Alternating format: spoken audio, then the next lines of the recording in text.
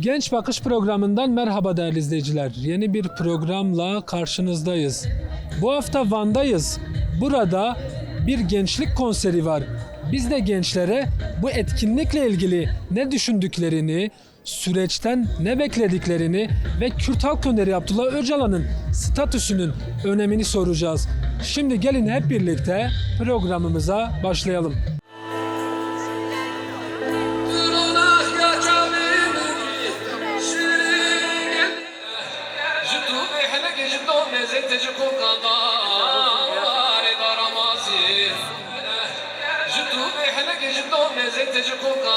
Öncelikle bugün burada düzenlenen konserimizin şiarıyla başlamak istiyorum.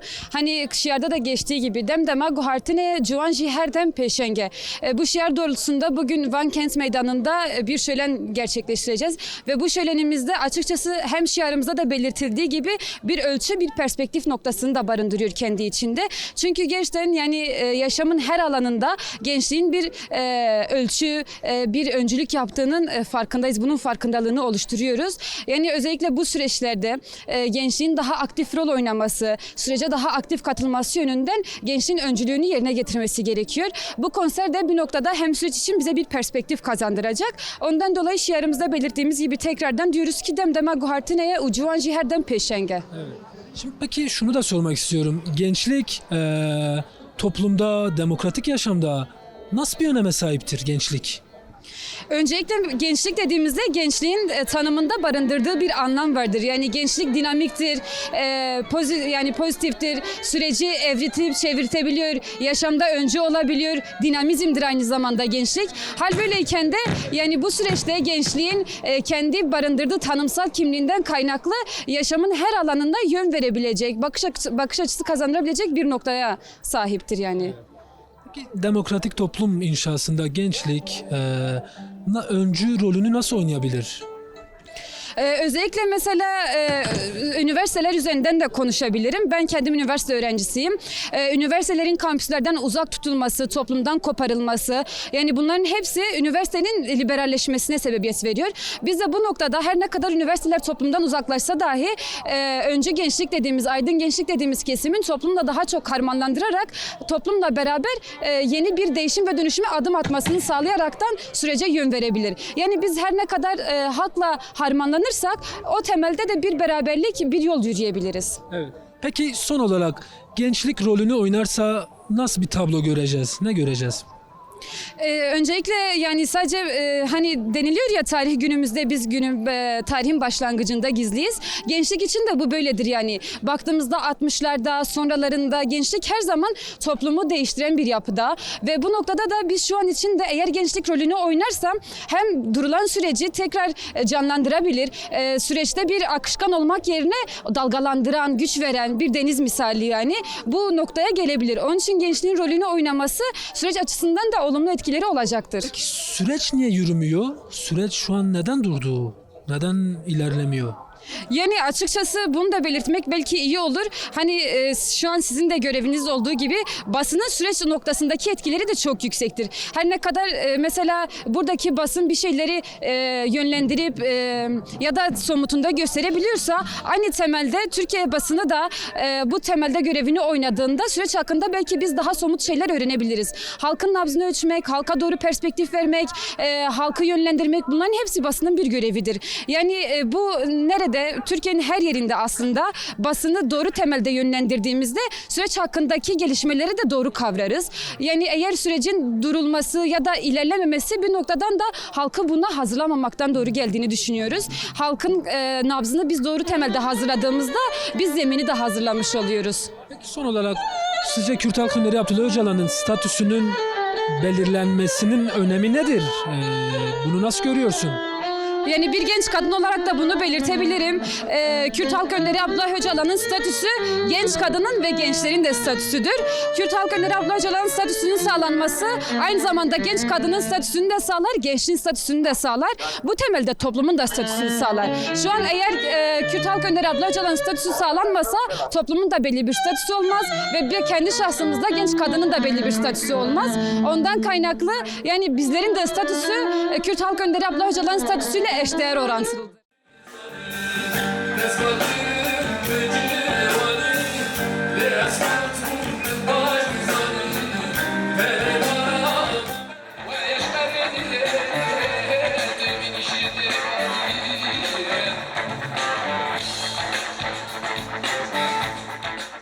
Kürt Halk Önderi Abdullah Öcalan'ın statüsü belirlenmezse, sağlanmazsa süreç yürür mü? Yani herhangi bir yürüme bekleyemeyiz çünkü doğru bir zemin olmaz. Sonuçta dediğimiz gibi karşılıklı bir adımdır. En azından biz adımı atabiliyorsak onlardan da adım görmemiz gerekiyor. Evet. Evet. Peki gençlik sizce böylesi bir süreçte rolünü yeteri kadar oynayabiliyor mu? İster istemez evet belki etkisiz gözükebilir ama şu anda etkinlikleri gördüğümüz zaman da bile en azından arkadaşların bir şekilde bilinçlenebildiği bir ortam, zemin oluşturulduğu takdirde öncülük zaten gençliktedir. Peki gençlik dersek ki rolünü tam anlamıyla oynuyor. Nasıl bir tablo oluşur? Neler görürüz? Gençliğin misyonu ve vizyonu bu olması gereklidir zaten. Gençlik bir şeyleri aşılar ve aşıladığı ölçüde aldığı değerlerle birlikte ilerler. Bu yolun göstericisidir aslında. Yani yolumuzu aslında gençlikten almamız gerekiyor. Gençlikten aldığımız müddetçe demokratik bir barış, demokratik bir zemin oluşabilir. Yani buna öncü mü olur diyorsun? Evet, kesinlikle. Buradan çağrın var mı? Bir çağrın var mı? Mesajın var mı? Gençlerin bu misyon ve bu rolde kendini bir birey olarak, bir özne olarak kendini görmesi, bunun için adımlar atması gereklidir. Umudumuz barışsa, barışı sağlayacaksa gençlerden gelir. Gençleri unutmayalım, gençler de kendini bilsinler. Burada bir gençlik konseri var. Siz bu etkinliği gençlik açısından nasıl buluyorsunuz? Ne söylemek istersin? Şimdi uzun süredir Van'da zaten yapılmayan bir etkinlik var. Bir de baharın gelişiyle bir de burada toparlanmak isteyen bir gençlik durumu vardır. O yüzden bir konserle aslında bir konser biraz konseri de olur. Biraz bir şeyi deklare etme yani. Biz artık burada gençlik örgütleniyoruz. Gençler olarak artık Van'da örgütleniyoruz. Örgütlenmek için de bunun başlangıcı olarak biz konser yapıyoruz. Bu konserde bildireceğiz ki artık biz Van'da örgütlü bir yapı kurmak istiyoruz. Örgütlenmek istiyoruz. Bu temelde olur. Sizce bunun için neler yapılmalı? Neler yapılması gerekiyor? Siz neler yapıyorsunuz? Şimdi biz zaten ben öğrenciyim, 100. yılda öğrenciyim. Biz 100. yıl olarak da Özgül Center'da Köler isminde Komün Öğrenci Derneği, 100. Yıl Komün Öğrenci Derneği kurmuşuz. Bu Komün Öğrenci Derneği'nin de amacı üniversitede bir örgütlenme ağı sağlamak, üniversitede bir iletişim sağlamak. Bu temelde örgütleniyoruz yani. Süreç, tabii bunu bir süreçten bağımsız olarak da ele alamayız. Süreçle birlikte bu örgütlenmeler başlatılmış. Süreç mi bunu gerektiriyor? Evet, süreç biraz örgütlenme sürecidir yani. İlk başta da söylenmişti yani Önder'in söylediği gibi örgütlenen taraf kazanacak yani. Evet.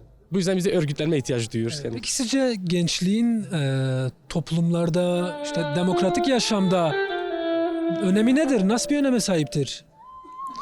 Şimdi gençlik zaten yani baktığımız zaman bütün hareketlerin de, bütün değişim dönüşümlerin de öncüsü her zaman gençlik olmuştur. Bu zihnen de olsa, fiziken de olsa gençlik olmuştur. Şu an bir 3. Dünya Savaşı içerisinde mesela şu an 3. Dünya Savaşı konuşuluyor tekrardan. Baktığımız zaman yani bu İsrail-Amerika mesela savaşı var. İran-İsrail-Amerika savaşı var. Bu savaşta bakıyoruz yani belki zihniyet olarak yaşlı zihniyettir ama değişip dönüştüren yani bu savaşı yapan gençlerdir. Baktığımız zaman zamanda da böyle 68 mesela iki taraflı dünya kutbuna karşı savaşan da 68 gençlik kuşağıydı. Bunu söylemek istiyorum. Her zaman bir değişim dönüşümü yaratan gençlerdir.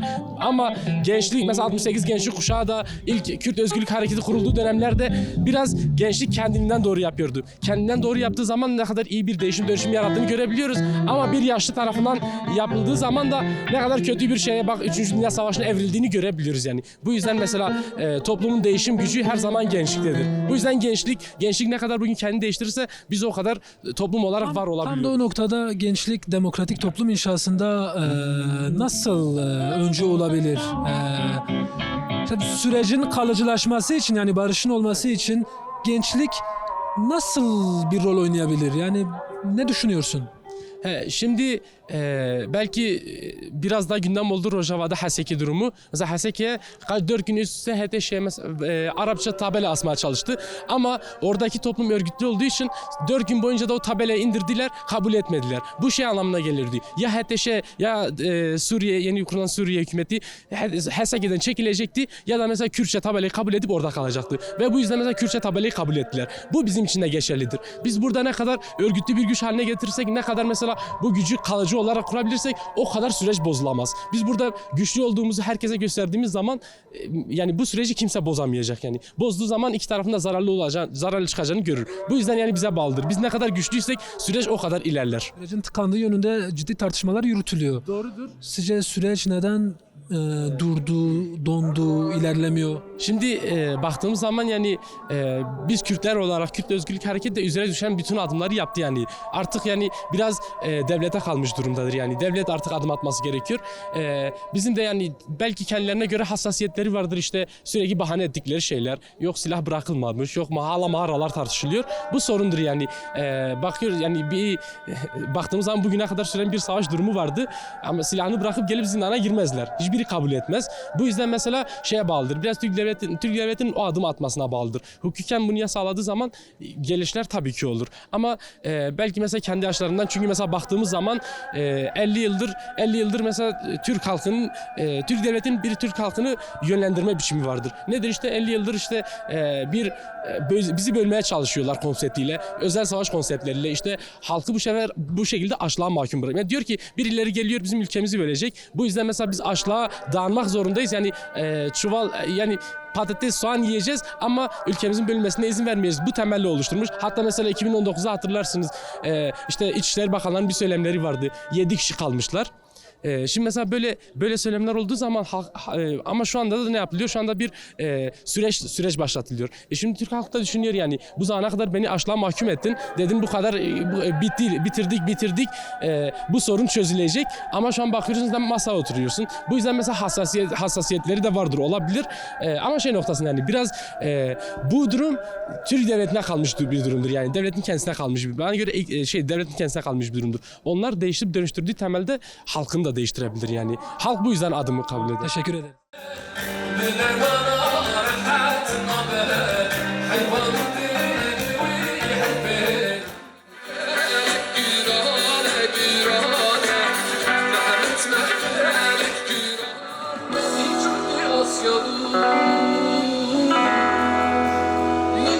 Bugünkü konseri ben anlamlı ve etkili buluyorum.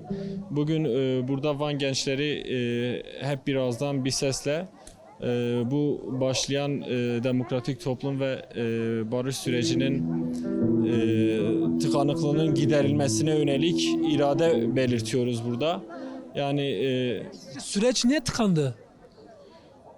sürecin tıkanmasını şeye bağlıyorum ben, devletin gerekli adımları atmamasına. Yani Kürt Sizce bu gerekli adımlar ne olmalı?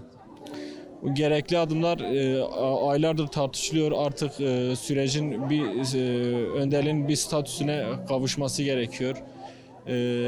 Yani devletin gerekli olan adımları, yasaları çıkarmasında yönelik eksikler ve aksaklıklar yaşanıyor. Öyle değerlendiriyorum ben. Görünen o. Yani Kürt tarafından büyük özveriyle ve kararlılıklarla büyük adımlar atıldı. Ama halen sürecin yasal boyutunda gerekli olan adımlarının atılmamasından dolayı bir tıkanıklık yaşandığını düşünüyorum. Sizce bu yasal boyutlar ne olmalı? Orayı biraz açabilir miyiz? Yani çoğu zaman siyasiler de ve özgürlük hareketinden isimler de belirtiyorlar. Gerekli olan adımlar belli. İşte önderliğin statüsünün sağlanması. Onun dışında Kürt Halk Önderi Abdullah Öcalan'ın statüsü sizce sağlanmazsa süreç yürür mü?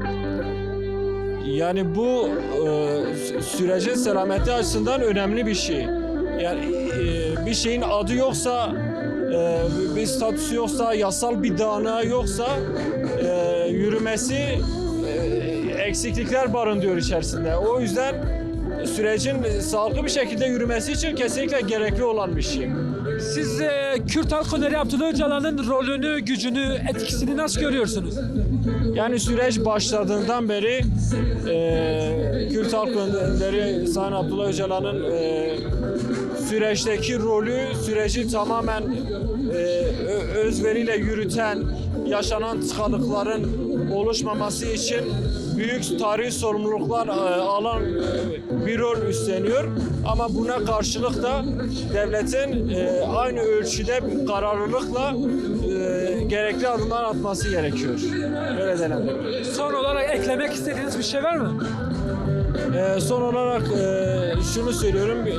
Kürt gençleri olarak talebimiz Kürt halk önderi Sayın Abdullah Öcalan'ın yasal çerçevede statüsüne kavuşması ve sürecin yürümesi açısından gerekli olan yasal adımların atılması, bunları ekleyebilirim.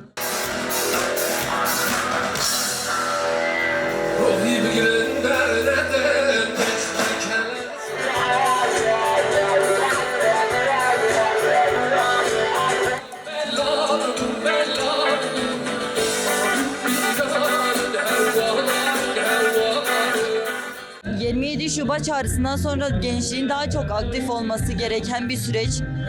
Bu etkinliklerin gençlerini artık sokaklardan, yani uyuşturucu zihniyetinden, özel savaş politikalarından çıkarması için daha çok böyle etkinliklerin çoğalması gerekiyor. Gençlik açısından da sürece katkıda bulunmaları için örgütlenme alanlarının, yani sahaların daha çok genişlemesi için böyle etkinlikler düzenlenmesi gerekiyor. Bir gençlik toplum için ne ifade ediyor sizce? Gençlik toplumun ruhudur. Yani toplumun, daha doğrusu bir toplumu ruhunu gösteren gençliktir. Yani topluma baktığında, ya daha doğrusu gençlik kesimine baktığında toplumun hangi zihniyette olduğunu, nelere daha çok eğilimli olduğunu, toplumun çürütülmesine dair ya da toplumun sosyolojik yapısını gençlik gösterir. Yürütülen sürece de gelmek istiyorum. Bir yılı aşkın bir süredir barış ve demokratik toplum süreci yürütülüyor. Şimdi bu süreç kapsamında ciddi tartışmalar yürütülüyor, işte süreç tıkandı, ilerlemiyor noktasında. Siz bunu nasıl değerlendiriyorsunuz? Süreç sizce neden ilerlemiyor? Yani 27 Şubat çağrısından sonra Kürt halkından önemli adımlar atıldı. Özellikle önderliğin büyük adımları oldu. PKK'nın feshedilmesi, ama devlet değil de iktidar tarafından daha doğrusu bir adım atılmıyor ve temel sorunlardan biridir. Sizce neden atılmıyor? Ya bizim ilk talebimiz, yani Kürt halkının ilk sürece dair talebi önderliğin umut hakkının sağlanmasıdır. Ya ondan sonra siyasi tutsakların bırakılmasıdır. Bunlar olmadan süreç ilerlemez mi? Bunlar olmadan süreç ilerlemez. Zaten sürecin ismi diye bir şey olmaz.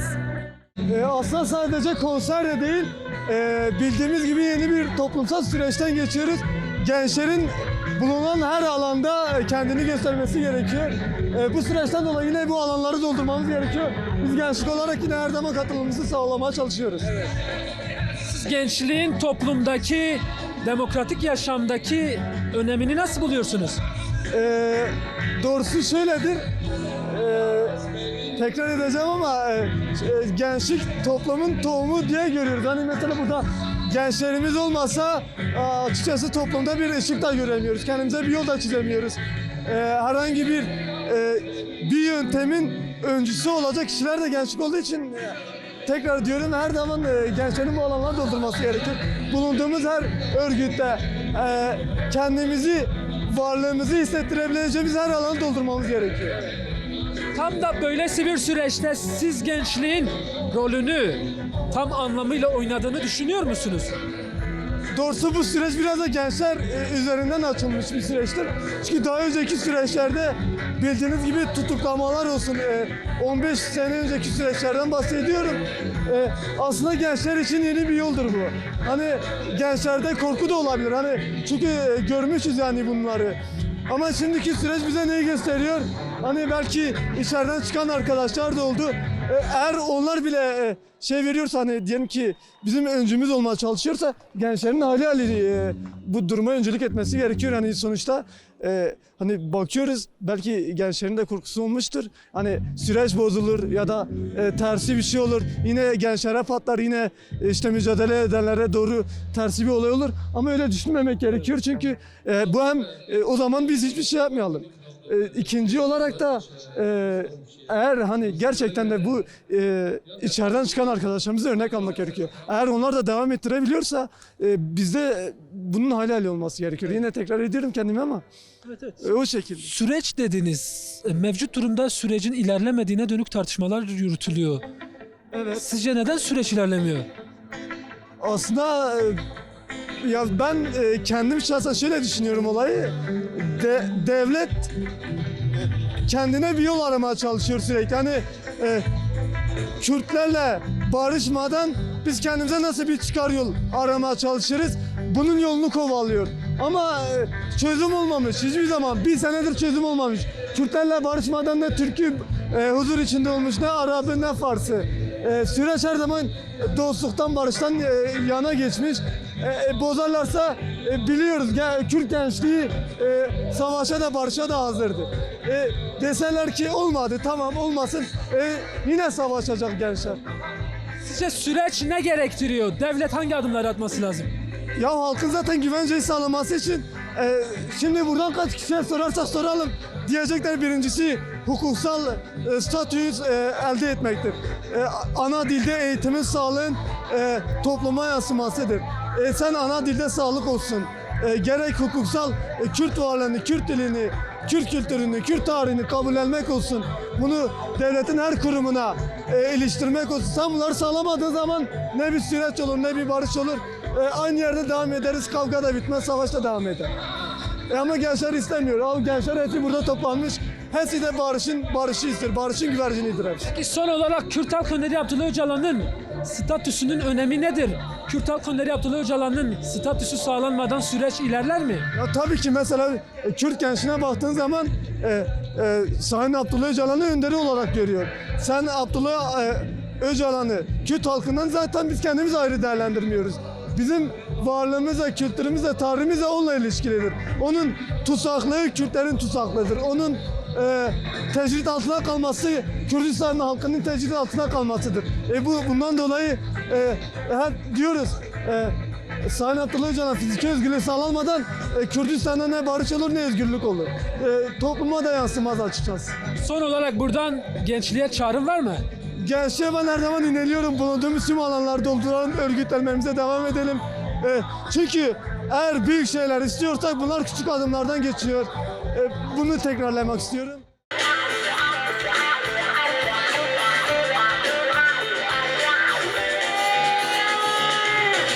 Abdullah Öcalan'ın statüsünün önemi konusunda ne düşünüyorsunuz? Yani Önder Apo'nun statüsü gerçekten yani gençliğin statüsüdür. Gençliğin dilinin, kültürünün, yaşamının, özünün statüsüdür. Yani biraz böyle ele almak gerekiyor. Yıllardır 27 yıldır Önder Apo tecrit altında. İster istemez 27 yıldır gençlik de tecrit altında.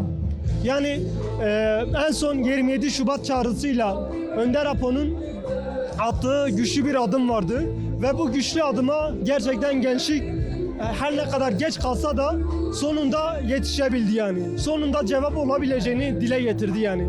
Biz ondan dolayı demokratik siyaseti geliştireceğiz dedik.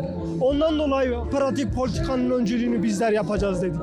Bu noktada tüm gençlere, genç kadınlara birçok şey düşüyor yani. Önder Apo'nun özgürlüğü temel gündemi olmalı. Önder Apo'nun statüsü genel gündemi olmalı. Kaygılardan, korkulardan artık çıkmak gerekiyor yani. Bu Statüsüz Kürt Halk Önderi Abdullah Öcalan'ın statüsü sağlanmadan süreç yürümez yani. yani zaten yürümez, zaten yürümüyor. Zaten şu an gayret ediyorlar ki dursun yani. Gayret ediyorum. Önderliğin bahsettiği norm dışı güçler şu an birçok alanda kendi hakimiyetini, kendi örgütlüğünü sağlamış durumda. Bu noktada bizlere bu örgütlüğü paramparça etmek düşüyor. Bu örgütlülüğü tam anlamıyla bitirmek düşüyor. Bunu da mesela sadece bir söylemde dile getirelim bilsin değil yani. Söz eylem diyalektiğin bir bütün olması gerekiyor. Bu noktada hepimize bir görev sorumluluk düşüyor. Her halka, annelere, gençlere, kadınlara gerçekten sesini yükseltme noktasında çağrıda bulunmak gerekiyor. Yani sadece çağrıda değil, şunu dile getirmeyi. Var olan arkadaşlar söz eylem diyalektiği noktasında eğer söz kurup eylemini gerçekleştirirse pratik politikanın öncülüğünde gençlik yapar, demokratik siyasetin öncülüğünde yapar. Ahlaki politik toplum da gelişir.